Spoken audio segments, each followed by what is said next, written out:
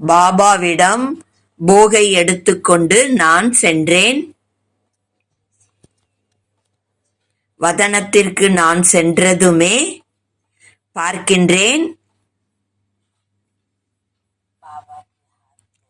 பாபாவினுடைய கரங்களிலே ஒரு அற்புதமான பூச்செண்டு இருந்தது. ரொம்ப வெரைட்டி பிரகாரமான பூக்கள் அதில் இருந்தது.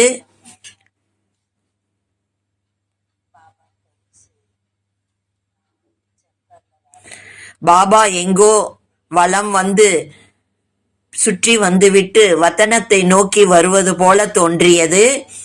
பிறகு நான் பாபாவிடம் நான் கேட்டேன், குழந்தை பாபா, நீங்கள் எங்கிருந்து சென்று வருகிறீர்கள் என்று கேட்டேன். அதற்கு பாபா புன்முறுவல் செய்தார். குழந்தாய், சத்துகுருவார நன்னாள் அல்லவா என்று பாபா சொன்னார். ஆகவே பாபா விசேஷமாக சென்டரையெல்லாம் வலம் வந்தேன் என்றார். பாபா அதிகாலையிலேயே கிளம்பி விட்டார் என்றார். ஏனென்றால் அநேக சென்டரில் உள்ள குழந்தைகள் சில பேர் 4 மணிக்கு கூட போக வைக்கிறாங்க, சில பேர் 6 மணிக்கு, சில பேர் 7 மணிக்கு, சில பேர் 8 மணிக்கு என்று அவரவர் சமயத்துக்கு தக்கவாறு போகு வைக்கிறார்கள். ஆகவே குழந்தைகள் எப்பொழுது பாபாவை நினைக்கிறார்களோ, அழைக்கின்றார்களோ, பாபா சூட்சும ரீதியிலே அக்குழந்தைகளிடம் பாபா அந்த இடத்திற்கு சென்று பாபா வலம் வருகிறார். பிறகு நான் சொன்னேன், பாபா, நீங்கள் வலம் வந்த பிறகு உங்க கையில் மிக அற்புதமான பூச்செண்டு இருக்கிறதே என்று கேட்டேன். பிறகு பாபா கூறினார், குழந்தாய் பாரு, இந்த பூச்செண்டினுடைய மிகப்பெரிய விசேஷத்தன்மையை பாபா பார்த்து கொண்டிருக்கிறார் என்றார். பாபா சுற்றி வலம் வரும் பொழுது எந்தெந்த இடத்திற்கெல்லாம் பாபா சென்றாரோ, எங்கெங்கெல்லாம் சென்டருக்கு அவர் சென்றாரோ,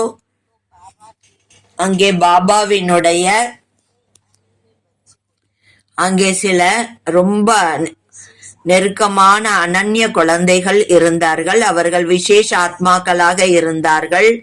ஒவ்வொரு விதத்திலும் மனம், எண்ணம், சொல், செயல் பாபாவினுடைய சேவையில் மூழ்கி இருக்கிறார்கள். ஆகவே பாபா ஒவ்வொரு இடத்தில் இருக்கக்கூடிய குழந்தைகளையும் விசேஷத்தாவை இந்த பூக்கள் ரூபத்தில் பார்த்து கொண்டிருக்கிறேன் என்றார்.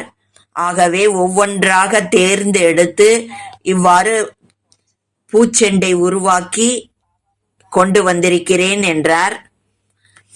சில நேரம் பாபா முன்பு அத்தகைய குழந்தைகள் பிரத்யக்ஷம் ஆகின்றார்கள். சில பேர் சில சிந்தனையில் யோசிக்கிறார்கள். இவர்களும் விசேஷ ஆத்மாவாக இருப்பார்கள். ஆனால் சில பேர் தெரியாமல் குப்த ரீதியிலே புருஷார்த்தம் செய்து கொண்டிருக்கிறார்கள். குப்த ரீதியிலே அவர்கள் வருமானம் செய்து கொண்டு சேவை செய்து கொண்டிருக்கிறார்கள் என்றார். அத்தகைய அவர்களுடைய பூக்கள் தான் இந்த பூச்செண்டாகும் என்று பாபா கூறினார். பிறகு நான் பாபா கையில் இருந்த அந்த பூச்செண்டை பார்த்தேன். பாபாவுக்கு நான் கூறினேன், பாபாவினுடைய விசேஷ ஆத்மாக்களுடைய போகு என்று கூறினேன். ரத்தன தாதாவினுடைய போக், இன்னும் அநேக ஆத்மாக்களுடைய போக் என்றேன்.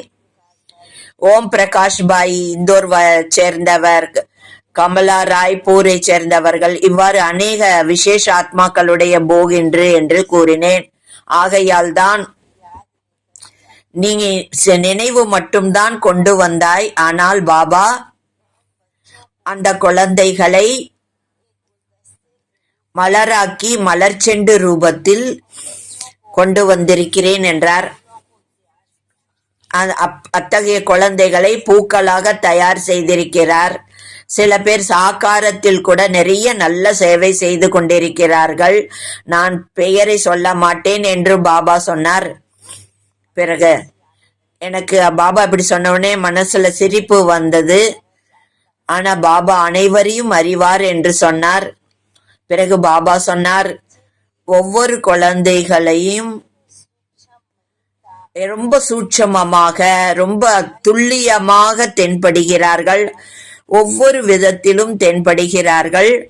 பாபா சேவையிலும் சரி, பாபாவை நினைவு செய்வதிலும் சரி, அவர்களுடைய வாழ்க்கை தாரணையிலும் சரி, பாபா அதே ரூபத்தில் அந்த பூக்களை பார்த்து கொண்டிருக்கிறார். ஆகையால் பாபா என்று சொன்னார், விசேஷமாக தாதாவுடைய நினைவுகளை எடுத்துக்கொண்டு வந்திருக்கிறேன் என்றார்.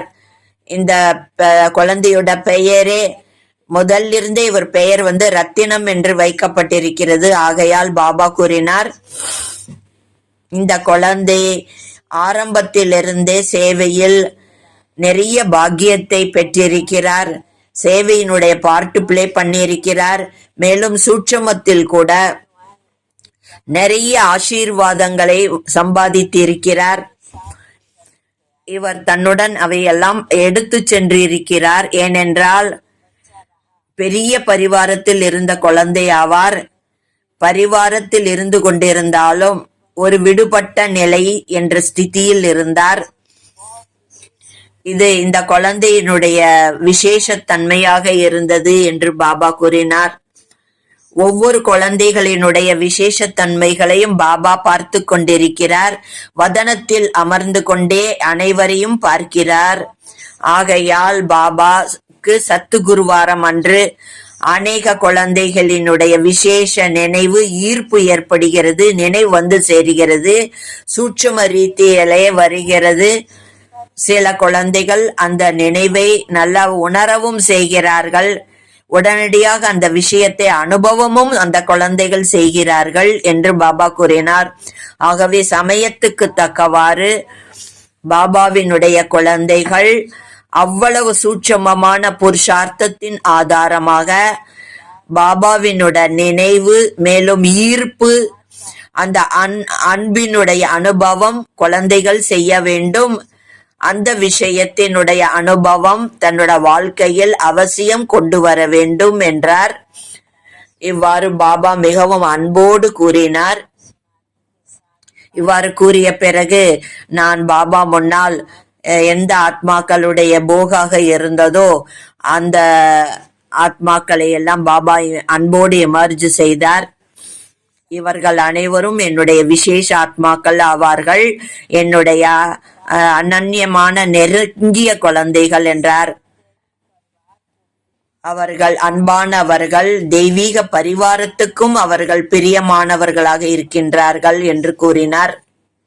ஆகவே பாபா விசேஷமாக குழந்தைகளுடைய விசேஷ தன்மைகளை பார்க்கிறார். எந்த குற்றங்குறைகளை அவர் பார்ப்பதே இல்லை, விசேஷத்தன்மைகளை மட்டுமே பார்க்கிறார்.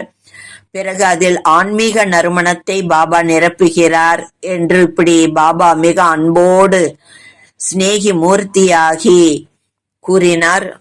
என்று பாபா குழந்தைகளை இமர்ஜும் செய்தார். பிறகு அன்போடும் தாதாவிற்கும் போகை ஸ்வீகாரம் செய்வித்தார். மற்ற ஆத்மாக்களுக்கும் கூட பாபா போக் ஸ்வீகாரம் செய்வித்தார். பிறகு பாபா கூறினார், பாபா எப்பொழுதுமே குழந்தைகள் மீது அன்பு மேலும் நினைவு நிறைந்திருக்கிறது என்றார். அந்த மாதிரி ஒரு நாள் கூட கிடையாது குழந்தைங்களுக்கு அன்பு நினைவுகள் கிடைக்காத நாள் என்றே கிடையாது. ஒவ்வொரு நாளும் பாபா அன்பையும் கொடுக்கிறார், மேலும் நினைவும் செய்கின்றார். இவ்வாறு கூறிவிட்டு பாபா மிக அன்போடு தாதாவுக்கும் போகை ஸ்வீகாரம் செய்வித்தார். மற்றவர்களுக்கும் போகை ஸ்வீகாரம் செய்வித்தார். ஏன்னா அனைவரையும் அவர் எமர்ஜ் செய்திருக்கிறார் அல்லவா. போக் ஸ்வீகாரம் செய்வித்து விட்டு மற்ற அனைவர்களுக்கும் கூட ரொம்ப ரொம்ப அன்பு நினைவுகளையும் வழங்கினார். அந்த அன்பு நினைவுகளை பெற்றுக்கொண்டு நான் கீழே வந்து இறங்கி விட்டேன். ஓம் சாந்தி.